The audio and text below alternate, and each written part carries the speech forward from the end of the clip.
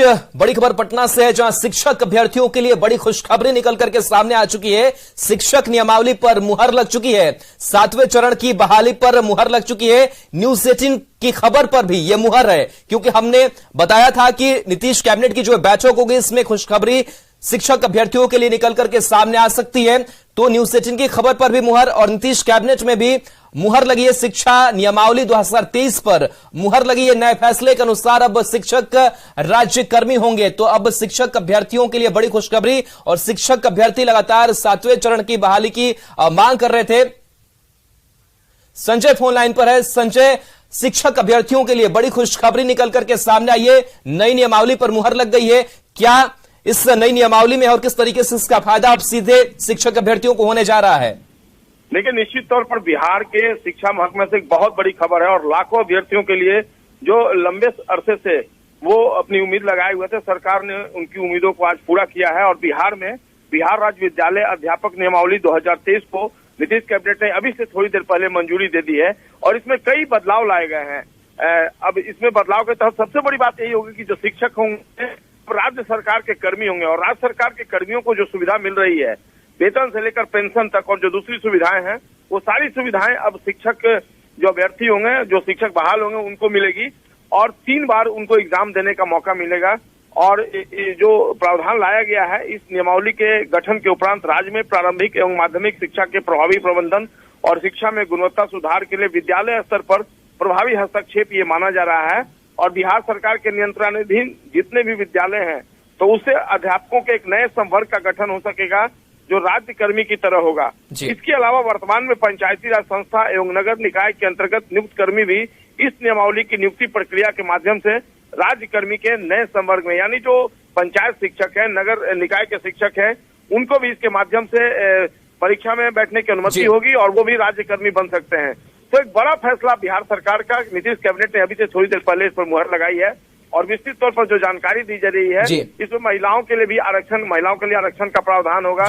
और जो संजय बन रही है, रजनीश भी हमारे साथ जुड़े हुए हैं। रजनीश, आप भी लगातार शिक्षक अभ्यर्थियों को सड़कों पर देखते रहे आंदोलन करते हुए, लेकिन अब बड़ी खुशखबरी उनके लिए सामने आई है। किस तरीके से लाभ अब मिलने जा रहा है शिक्षक अभ्यर्थियों को? बिल्कुल, देखिए, बिहार के लिए सबसे बड़ी खबर होगी, क्योंकि शिक्षा के क्षेत्र में लगातार सरकार जो है वादा कर रही थी, दावा कर रही थी, लेकिन सबसे बड़ी जो पेंडिंग प्रक्रिया थी वो शिक्षक बहाली की थी। अब ऐसे में जो नियमावली है उस पर मुहर लगी है। अब लाखों अभ्यर्थी हैं, उनकी उम्मीदें जगी है, तो अब जो है बहाली प्रक्रिया भी शुरू होगी। बता दें आपको, हालांकि जो उम्मीद नहीं की जा रही थी, उन चीजों का जिक्र किया गया है कैबिनेट में। जो नई नियमावली बनी है उसमें आयोग के माध्यम से बहाली होगी। तो जो अभ्यर्थी अभी न्यूज 18 देख पा रहे हैं, उनको ये जानकारी दे दें कि अब जो बहाली होगी वो आयोग के माध्यम से होगी। पहले क्या था कि जो नियोजन इकाई है उसके माध्यम से मुखिया या प्रखंड प्रमुख या जिला पार्षद वो करते थे, लेकिन अब आयोग के माध्यम से एप्लीकेशन जो है जारी किया जाएगा। और अब जो है जो अभ्यर्थी जो सीटेट, बीटेट या एस्टेट पास है, वो अब उस बहाली में डिजर्व करेंगे और वो एप्लीकेबल हो सकेंगे।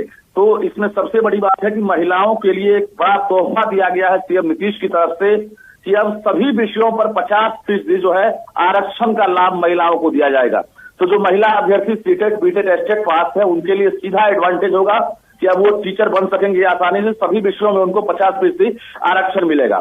3 लाख सीटें खाली है बिहार में, उसमें टीचर्स हैं, लाइब्रेरियन है, कंप्यूटर टीचर है, तमाम लोगों को अब फायदा मिलेगा। और 3 लाख में एक तरह से कहें तो माध्यमिक हो या फिर प्रारंभिक हो, दोनों की बहाली शुरू होगी। सबसे पहले ये बताया जा रहा है कि माध्यमिक के लिए विज्ञापन जारी होगा, उसके बाद क्लास 1 to 8 यानी प्रारंभिक के लिए विज्ञापन जारी होगा। तो जो विषयवार टीचर की कमी है बिहार में, अब जो है इस बहाली के बाद जो विषयवार टीचर है उनकी कमी दूर होगी और बच्चों को। चलिए, बिल्कुल रजनीश, तो बड़ी खुशखबरी है। फिलहाल बहुत बहुत शुक्रिया तमाम जानकारी के लिए। संजय भी हमारे साथ जुड़े हुए हैं। संजय, अब आयोग के जरिए जो बहाली है वो की जाएगी, और पहले नियोजन इकाई के जरिए जो बहाली है वो की जाती थी, तो अब कितना अंतर होगा और पारदर्शिता भी अब पहले से ज्यादा होगी? शिक्षक नियुक्त होते थे बिहार में, नियोजन इकाई के माध्यम से होते थे, और वो राज्य सरकार के कर्मी नहीं माने जाते थे। तो कहीं ना कहीं उनको चूसती थी ये बात। सरकार ने जो अब अहम फैसला लिया है कि कमीशन के माध्यम से सरकार एक कमीशन आयोग का गठन करेगी, और आयोग जब परीक्षा लेकर उनको शिक्षक बनाएगा तो वो राज्य सरकार के कर्मी होंगे। तो ये बहुत बड़ी सौगात मानी जा रही है। निश्चित तौर पर नीतीश सरकार ने एक अहम फैसला लिया है। अब शिक्षक जो है केवल शिक्षक नहीं, वो राज्य सरकार के कर्मी भी रहेंगे।